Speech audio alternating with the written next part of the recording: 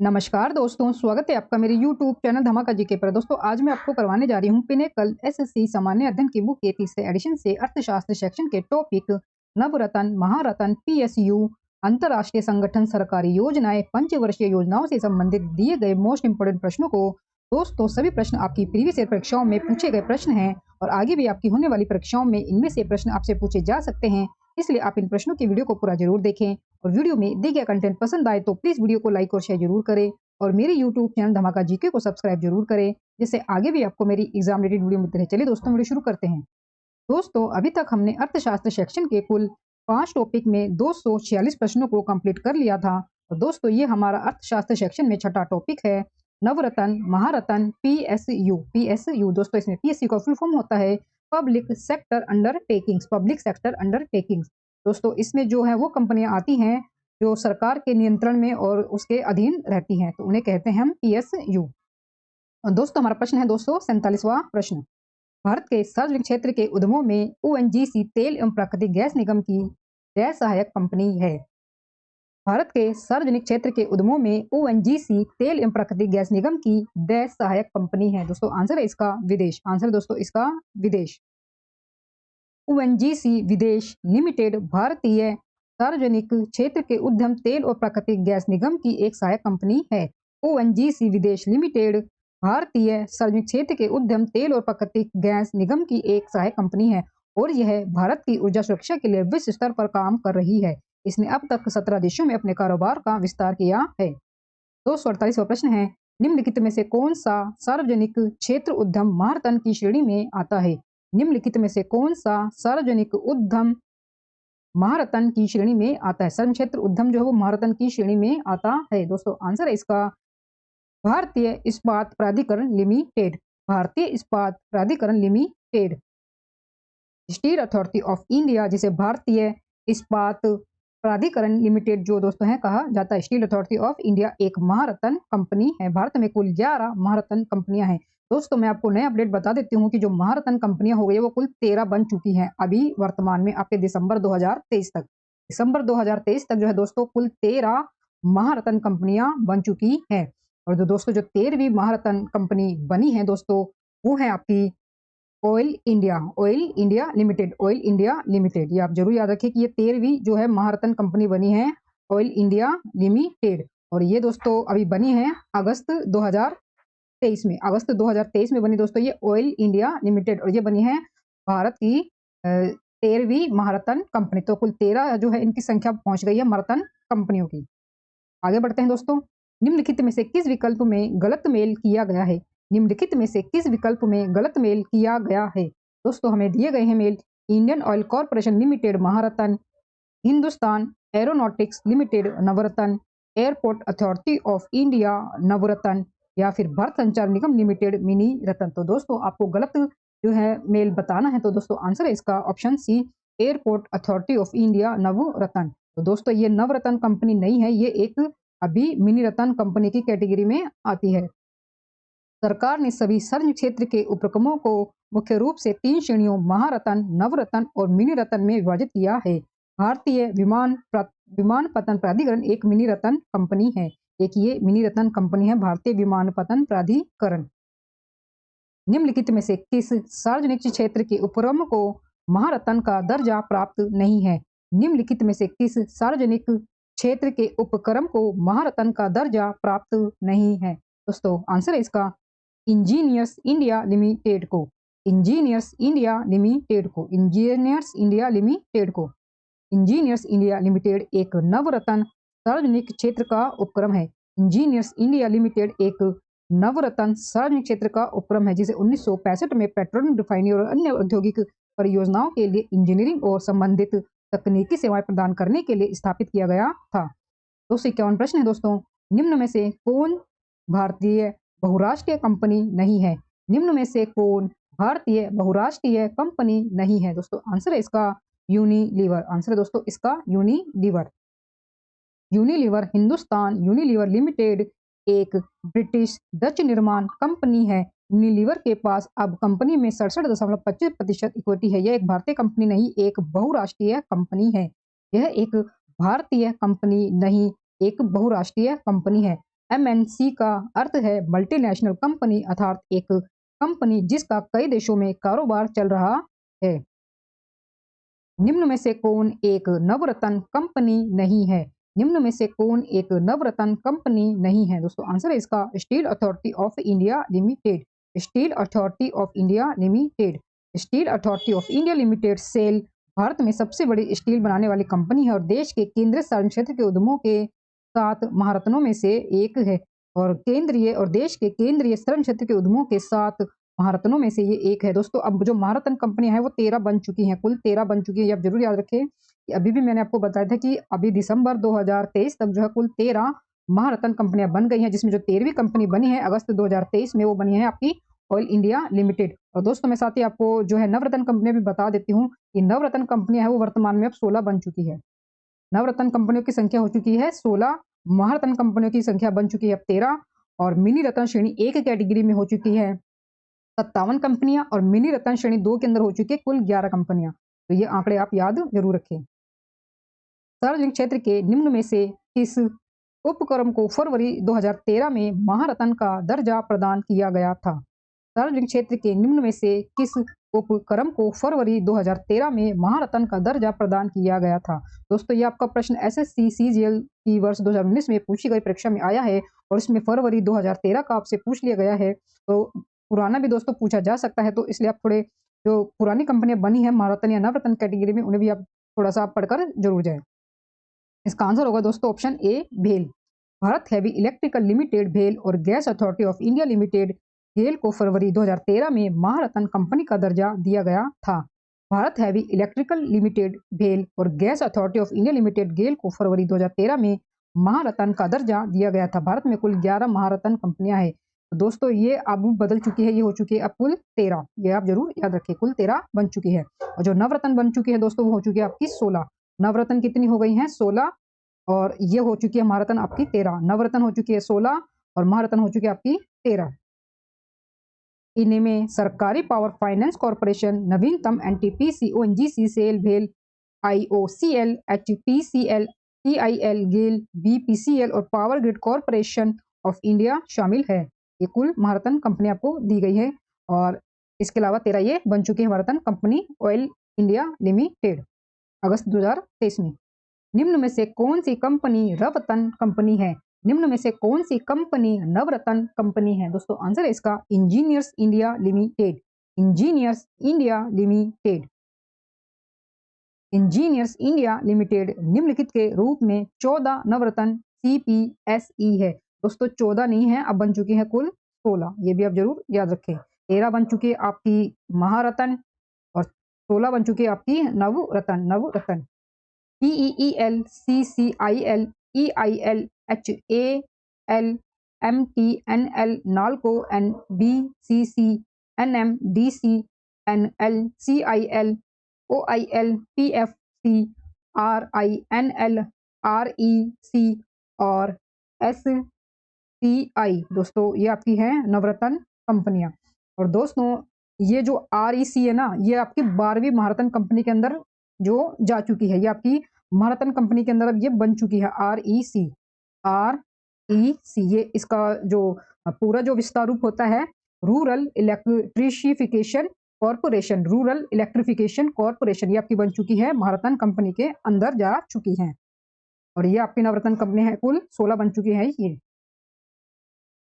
और जो आपकी 12वीं महारत्न कंपनी बनी है दोस्तों वो यही बनी थी, रूरल इलेक्ट्रिफिकेशन कॉर्पोरेशन। दोस्तों आगे हमारे पास अर्थशास्त्र सेक्शन में 7वां टॉपिक दोस्तों ये हमारा अंतरराष्ट्रीय संगठन से संबंधित।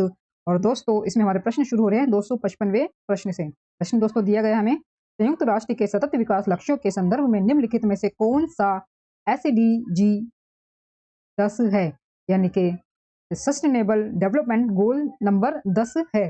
तो दोस्तों दिए गए आपके ऑप्शन है जलवायु क्रिया, असमानताओं में कमी, शून्य भूखमरी, उत्कृष्ट कार्य तथा आर्थिक विकास।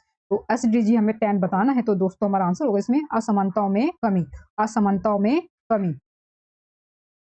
कम असमान सतत विकास लक्ष्य 10 कम असमानता के बारे में है और 2015 में संयुक्त राष्ट्र द्वारा स्थापित 17 सतत विकास लक्ष्यों में से ये एक है। दोस्तों 2015 में दोस्तों ये स्थापित किए गए थे 17 सतत विकास लक्ष्य संयुक्त राष्ट्र के द्वारा, जिसमें से जो आपसे 10 पूछ लिया गया था कि 10वां नंबर कौन सा था, तो वो है दोस्तों आपका असमानता के बारे में, कम असमानता के बारे में। पूर्ण शीर्षक है देशों के भीतर और बीच असमानता को कम करें। देशों के भीतर और बीच असमानता को कम करें। 2030 तक 10 लक्ष्य हासिल करने का लक्ष्य है। वर्ष 2030 तक 10 लक्ष्य हासिल करने का लक्ष्य है। अगला प्रश्न है यूएनडीपी का मानव विकास विवरण किन 3 संकेतकों को संयोजित करके विकास का माप करता है। यूएनडीपी का मानव विकास विवरण किन 3 संकेतकों को संयोजित करके विकास का माप करता है। दोस्तों आंसर इसका स्वास्थ्य, शिक्षा तथा जीवन स्तर। स्वास्थ्य, शिक्षा तथा जीवन स्तर। यूएनडीपी की मानव विकास रिपोर्ट एचडीआर स्वास्थ्य, शिक्षा और जीवन स्तर को मिलाकर विकास को मापती है। यूएनडीपी की मानव विकास रिपोर्ट यानी कि ह्यूमन डेवलपमेंट जो रिपोर्ट है दोस्तों, वो स्वास्थ्य, शिक्षा और जीवन स्तर को मिलाकर विकास को मापती है। इन्हीं के आधार पर दोस्तों इसका जो है सूचकांक बनाया जाता है। संयुक्त राष्ट्र के सतत विकास लक्ष्यों के संदर्भ में निम्नलिखित में से कौन सा युग्म गलत है। संयुक्त राष्ट्र के सतत विकास लक्ष्यों के संदर्भ में निम्नलिखित में से कौन सा युग्म गलत है। तो दोस्तों आपको गलत युग्म की पहचान करनी है सतत विकास लक्ष्यों के लेकर। तो जीरो हंगर एसडीजी दूसरा नंबर का गोल है, decent work and economic growth SDG 8 है, या नो पॉवर्टी एसडीजी 1 है, या क्वालिटी एजुकेशन एसडीजी 3 है। तो दोस्तों आपको इसमें से जो गलत युग्म है वो आपको बताना है। तो दोस्तों ऑप्शन इसका डी, क्वालिटी एजुकेशन एसडीजी 3। तो ये है दोस्तों आपका क्वालिटी एजुकेशन एसडीजी 3 दोस्तों इसका आंसर होगा। ये आपको गलत यहाँ पर दिया गया है मिलान में। सतत विकास लक्ष्य 4 शिक्षा का लक्ष्य है। सतत विकास लक्ष्य 4, तो ये 4 नंबर का दोस्तों सतत विकास लक्ष्य बनाया गया है संयुक्त राष्ट्र के द्वारा। सतत विकास लक्ष्य 4 एसडीजी शिक्षा लक्ष्य है। इसका उद्देश्य समावेशी और समान गुणवत्ता वाली शिक्षा सुनिश्चित करना और सभी के लिए आजीवन सीखने के अवसरों को बढ़ावा देना है। ये 4 नंबर का है दोस्तों, शिक्षा को बढ़ावा देना और समान गुणवत्ता वाली शिक्षा सभी को देना। निम्न में से कौन सा देश विश्व व्यापार संगठन का सदस्य नहीं है। निम्न में से कौन सा देश विश्व व्यापार संगठन का सदस्य नहीं है। दोस्तों आंसर है इसका ईरान। आंसर दोस्तों इसका ईरान। 2005 से ईरान को विश्व व्यापार संगठन डब्ल्यूटीओ में पर्यवेक्षक का दर्जा प्राप्त है। संयुक्त राज्य अमेरिका ने डब्ल्यूटीओ में शामिल होने के लिए ईरान की बोली को लगातार अवरुद्ध किया है। अन्य सभी विश्व व्यापार संगठन के सदस्य हैं। इजराइल 21 अप्रैल से सदस्य है, गिनी 25 अक्टूबर 1995 से सदस्य है और नॉर्वे 1 जनवरी 1995 से सदस्य हैं। ईरान दोस्तों इसका जो है नहीं है। ईरान जो है दोस्तों इसका जो है विश्व व्यापार संगठन का जो है सदस्य नहीं है ईरान। आगे बढ़ते हैं दोस्तों, प्रश्न हमारे पास 259वां प्रश्न, किस संगठन ने एक मानव विकास रिपोर्ट प्रकाशित की है। किस संगठन ने एक मानव विकास रिपोर्ट प्रकाशित की है। दोस्तों आंसर है इसका यूएनडीपी ने। मानव विकास रिपोर्ट एचडीआर संयुक्त राष्ट्र विकास कार्यक्रम यूएनडीपी के मानव विकास रिपोर्ट कार्यालय द्वारा प्रकाशित वार्षिक एक रिपोर्ट है। आगे दोस्तों हमारे पास सरकारी योजनाएं, और दोस्तों ये हमारा 8वां टॉपिक है सरकारी योजनाएं। दोस्तों प्रश्न हमारे 260 से प्रश्न से, प्रधानमंत्री अन्नदाता आय संरक्षण अभियान पीएम आशा में डैश घटक है जो सरकारी कृषि उपज की कीमत और दक्षता के लिए नीति भंडारण में अपव्यय और रिसाव को कम करने और वित्तीय लाभ कमाने के लिए बचत करते हैं। प्रधानमंत्री अन्नदाता आय संरक्षण अभियान पीएम आशा में डैश घटक है जो सरकारी कृषि उपज की कीमत और दक्षता के लिए नीति भंडारण में अपव्यय और रिसाव को कम करने और वित्तीय लाभ कमाने के लिए बचत करते हैं। तो इसका ऑप्शन बी 3 आंसर दोस्तों इसका ऑप्शन बी 3। तो प्रधानमंत्री अन्नदाता आय संरक्षण अभियान पीएम आशा में दोस्तों 3 घटक हैं। पीएम आशा योजना के 3 घटक है। पीएम आशा योजना के 3 घटक हैं और राज्य उनमें से चुन सकते हैं। ये 3 घटक खाद्य और सार्वजनिक वितरण विभाग की मौजूदा योजनाओं के पूरक हैं। गेहूं, धान और अन्य अनाज और मोटे अनाज से संबंधित योजनाएं जहां खरीद एमएसपी पर है। 261वां प्रश्न दोस्तों, महात्मा गांधी राष्ट्रीय ग्रामीण रोजगार गारंटी अधिनियम 2005 का उद्देश्य ग्रामीण क्षेत्रों में आजीविका सुरक्षा सुनिश्चित करने के लिए प्रत्येक परिवार को डैश दिनों का वेतन रोजगार प्रदान करना है। महात्मा गांधी राष्ट्रीय ग्रामीण रोजगार गारंटी अधिनियम 2005 का उद्देश्य ग्रामीण क्षेत्रों में आजीविका सुरक्षा सुनिश्चित करने के लिए प्रत्येक परिवार को डैश दिनों का वेतन रोजगार प्रदान करना है। तो कितने दिनों का जो रोजगार है इसमें अलाउड है महात्मा गांधी रोजगार राष्ट्रीय ग्रामीण रोजगार गारंटी अधिनियम के अंतर्गत। तो दोस्तों 100 दिनों का। आंसर है इसका 100 दिन। महात्मा गांधी राष्ट्रीय ग्रामीण रोजगार गारंटी अधिनियम 2005 का उद्देश्य ग्रामीण क्षेत्रों में आजीविका सुनिश्चित करने के लिए प्रत्येक परिवार को 100 दिनों का मजदूरी रोजगार प्रदान करना है। यह भारतीय श्रम कानून और सामाजिक सुरक्षा उपाय है जिसका उद्देश्य काम के अधिकार की गारंटी देना है। 262वां प्रश्न दोस्तों दिया गया है, मिशन इंद्रधनुष भारत सरकार की एक पहल के साथ जुड़ा हुआ है। मिशन इंद्रधनुष भारत सरकार की एक पहल के साथ जुड़ा हुआ है। दोस्तों आंसर है इसका टीकाकरण पहल। टीकाकरण पहल। टीकाकरण मिशन इंद्रधनुष का लक्ष्य वर्ष 2020 तक उन सभी बच्चों को कवर करना है जो या तो असंबद्ध है या आंशिक रूप से टीके से बचाव योग्य बीमारियों के खिलाफ टीका लगाए गए हैं।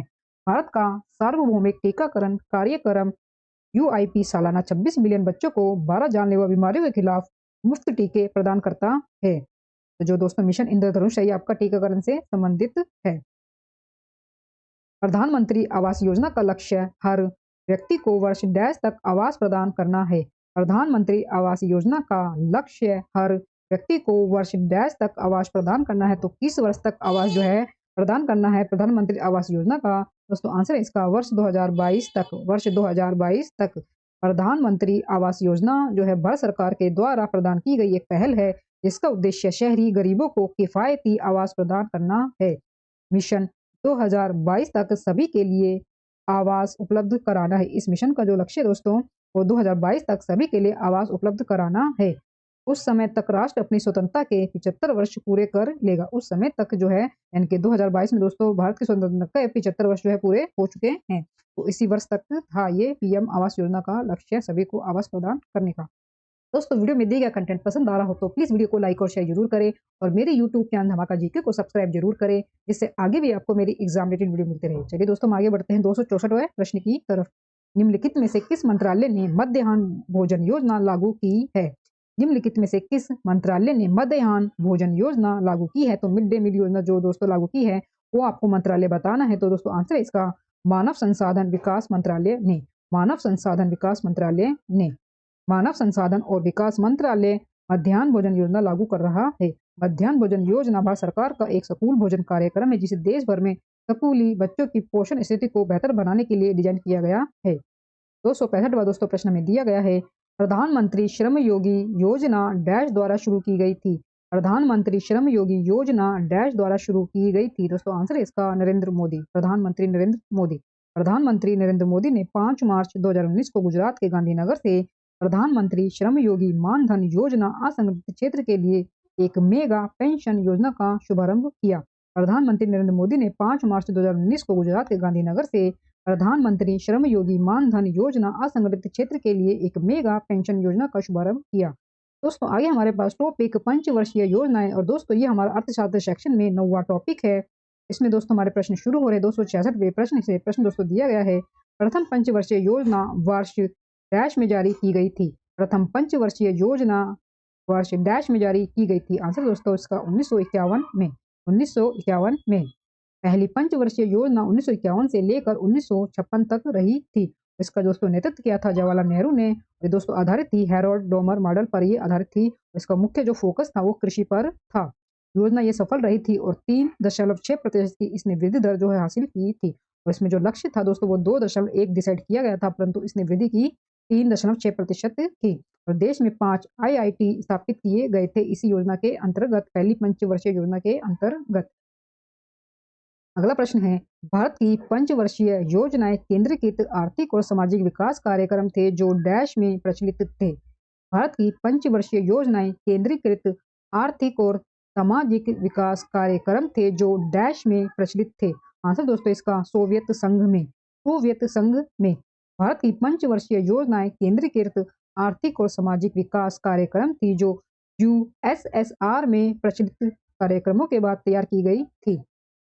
नेक्स्ट क्वेश्चन है दोस्तों, 1951 में शुरू की गई भारत की पहली पंचवर्षीय योजना कृषि उत्पादन को बढ़ावा देने के लिए कृषि और सिंचाई पर ध्यान केंद्रित करने के लिए निम्नलिखित में से किस आर्थिक मॉडल पर आधारित थी? दोस्तों आंसर इसका हैरोल्ड डोमर मॉडल पर। हैरोल्ड डोमर मॉडल पर जो दोस्तों पहली पंचवर्षीय योजना थी जो कि 1951 से 56 तक रही थी, ये दोस्तों आपकी आधारित थी हैरोल्ड डोमर मॉडल पर। आगे दोस्तों में हमारे विस्तार रूप दिया गया है। भारत की पहली पंचवर्षीय योजना कृषि उत्पादन को बढ़ावा देने के लिए कृषि और सिंचाई पर ध्यान केंद्रित करने के लिए हेरोल्ड डोमर मॉडल पर यह आधारित थी। आर्थिक मॉडल पर यह आधारित थी। इसे 1951 में लॉन्च किया गया था। 5 वर्षीय योजना की अवधारणा को यूएसएसआर से भारतीय संविधान में उधार लिया गया था। 5 वर्षीय योजना की अवधारणा को यूएसएसआर से भारतीय संविधान में उधार लिया गया था। जोसेफ स्टालिन ने 1920 के दशक के अंत में सोवियत संघ में पहली 5 ईयर प्लान लागू की। 5 ईयर प्लान लागू की, यानी कि 5 वर्षीय जो है योजना ये लागू की थी। और यहीं से जो है भारत ने जो है ये यहाँ से जो है मतलब कि कॉपी करके अपने देश में भी इस मॉडल को चलाया था। और जो पहली जो योजना चलाई थी ये भारत ने चलाई थी, हेरोल्ड डोमर मॉडल पर चलाई थी। पंचवर्षीय योजना 1951 से लेकर 1956 तक। और दोस्तों मुख्य रूप से कृषि पर आधारित थी, कृषि पर आधारित थी। नेक्स्ट क्वेश्चन दोस्तों, निम्नलिखित में से किस वर्ष में भारत के योजना आयोग की स्थापना की गई थी? निम्नलिखित में से किस वर्ष में भारत के योजना आयोग की स्थापना की गई थी? 1950 में। 1950 में योजना आयोग की स्थापना मार्च 1950 में भारत सरकार के एक प्रस्ताव द्वारा की गई थी, जिसमें प्रधानमंत्री पदेन अध्यक्ष थे। देश के संसाधनों के सबसे प्रभावी और संतुलित उपयोग के लिए एक योजना तैयार करना इसके कार्यों में से एक रहा है। इसे 2014 में समाप्त कर दिया गया था। योजना आयोग को दोस्तों 2014 में समाप्त कर दिया गया था और 2015 में नीति आयोग के द्वारा इसे प्रतिस्थापित किया गया था। योजना आयोग को दोस्तों नाम बदलकर 2015 में नीति आयोग कर दिया गया। ये आप जरूर याद रखें। भारत में नियोजित आर्थिक विकास प्रथम पंचवर्षीय योजना की शुरुआत के साथ डैश में शुरू हुआ। भारत में नियोजित आर्थिक विकास प्रथम पंचवर्षीय योजना की शुरुआत के साथ डैश में शुरू हुआ। दोस्तों आंसर है इसका 1951 में। 1951 में 1951 में यह हेरोल्ड डोमर मॉडल पर आधारित था। जो पहली पंचवर्षीय योजना थी दोस्तों वो आपकी हेरोल्ड डोमर मॉडल पर यह आधारित थी। इसे संसाधनों के प्रभावी और संतुलित उपयोग के लिए भारत के पहले प्रधानमंत्री जवाहरलाल नेहरू के द्वारा पेश किया गया था। 271वां दोस्तों प्रश्न है, आईपीआर 1956 ने भारत की डैश पंचवर्षीय योजना का आधार बनाए। आईपीआर 1956 ने भारत की डैश पंचवर्षीय योजना का आधार बनाया। दोस्तों आंसर है इसका दूसरी। आंसर दोस्तों इसका दूसरी। आईपीआर 1956 ने भारत की दूसरी पंचवर्षीय योजना का आधार बनाए। आईपीआर का मतलब औद्योगिक नीति संकल्प है। आईपीआर का मतलब औद्योगिक नीति संकल्प है, जो अप्रैल 1956 में भारतीय संसद द्वारा अपनाया गया एक प्रस्ताव है।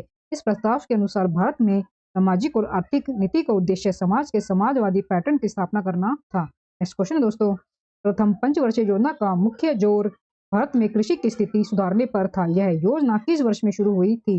प्रथम पंचवर्षीय योजना का मुख्य जोर भारत में कृषि की स्थिति सुधारने पर था। यह योजना किस वर्ष में शुरू हुई थी? आंसर दोस्तों इसका 1951 में। 1951 में प्रथम पंचवर्षीय योजना 1951 में शुरू हुई थी। प्रथम पंचवर्षीय योजना 1951 में शुरू हुई थी। इसका उद्देश्य मुद्रास्फीति को नियंत्रित करने के साथ साथ शरणार्थियों के पुनर्वास, कृषि विकास और भोजन में आत्मनिर्भरता का भी उद्देश्य इसमें शामिल किया गया था। अगला प्रश्न है 273वां प्रश्न, 12वीं पंचवर्षीय योजना की अवधि क्या थी? 12वीं पंचवर्षीय योजना की अवधि क्या थी? दोस्तों आंसर है इसका 2012 से 2017 तक। 12वीं पंचवर्षीय योजना की अवधि 2012 से 2017 तक थी। इसका नारा था तेज, सतत और अधिक समावेशी विकास। तेज, सतत और अधिक समावेशी विकास। भारत में दूसरी पंचवर्षीय योजना की अवधि थी। भारत में दूसरी पंचवर्षीय योजना की अवधि थी। आंसर है दोस्तों इसका 1956 से 61 तक। 1956 से 61 तक। 1956 से 61 तक दूसरी पंचवर्षीय योजना रही थी। और ये दोस्तों आधारित थी आपकी महालनोबिस मॉडल पर। महालनोबिस मॉडल पर जो आपकी प्रथम पंचवर्षीय योजना थी, जो कि 1951 से 56 तक रही थी, वो आपकी हेरोल्ड डोमर मॉडल पर आधारित थी। जो दूसरी है दोस्तों आपकी रही थी 1956 से 1961 तक, ये आपके आधारित थी महालनोबिस मॉडल पर। और इसमें औद्योगिकीकरण को उच्च प्राथमिकता दी गई थी। इसमें औद्योगिकीकरण को उच्च प्राथमिकता दी गई थी। अगला प्रश्न दोस्तों 275वां प्रश्न, भारत में पंचवर्षीय योजना की शुरुआत कब हुई थी? आंसर दोस्तों इसका 1951 में। प्रथम भारतीय प्रधानमंत्री जवाहरलाल नेहरू ने भारत की संसद को प्रथम पंचवर्षीय योजना प्रस्तुत की। पहली पंचवर्षीय योजना 1951 में शुरू की गई थी। पहली पंचवर्षीय योजना 1951 में शुरू की गई थी, जो मुख्य रूप से प्राथमिक क्षेत्र के विकास पर केंद्रित थी। दोस्तों ये हमारा अंतिम प्रश्न है 276वां प्रश्न, विकास की महालनोबिस योजना को किस पंचवर्षीय योजना में स्वीकार किया गया था? विकास की महालनोबिस योजना को किस पंचवर्षीय योजना में स्वीकार किया गया था? आंसर दोस्तों इसका दूसरी। आंसर दोस्तों इसका दूसरी। दूसरी योजना 1956 से 1961 विकास की महालनोबिस योजना को द्वितीय पंचवर्षीय योजना के दौरान अपनाया गया था। दूसरी योजना 1956 से लेकर जो 1961 थी, यह विकास की महालनोबिस योजना को द्वितीय पंचवर्षीय योजना के दौरान अपनाया गया था। यह भारतीय सांख्यिकीविद प्रशांत चंद्र महालनोबिस द्वारा विकसित एक आर्थिक विकास मॉडल पर आधारित थी। यह भारतीय सांख्यिकीविद प्रशांत चंद्र महालनोबिस द्वारा विकसित एक आर्थिक विकास मॉडल पर आधारित थी। योजना ने देश के आर्थिक विकास को अधिकतम करने के लिए उत्पादक क्षेत्रों के बीच धन के इष्टतम आवंटन का मूल्यांकन करने का प्रयास किया। दोस्तों, इसी अंतिम प्रश्न के साथ अर्थशास्त्र सेक्शन के टॉपिक नवरत्न, महारत्न, पीएसयू, अंतरराष्ट्रीय संगठन, सरकारी योजनाएं, पंचवर्षीय योजनाओं से संबंधित दिए गए मोस्ट इंपोर्टेंट प्रश्न हमारे पूरे होते हैं। दोस्तों, वीडियो में दिया गया कंटेंट पसंद आया हो तो प्लीज वीडियो को लाइक और शेयर जरूर करें और मेरे यूट्यूब चैनल धमाका जीके को सब्सक्राइब जरूर करें, जिससे आगे भी आपको मेरी एग्जाम रिलेटेड वीडियो मिलते रहे। दोस्तों, मिलते हैं नेक्स्ट वीडियो में टॉपिक के साथ। तब तक के लिए धन्यवाद।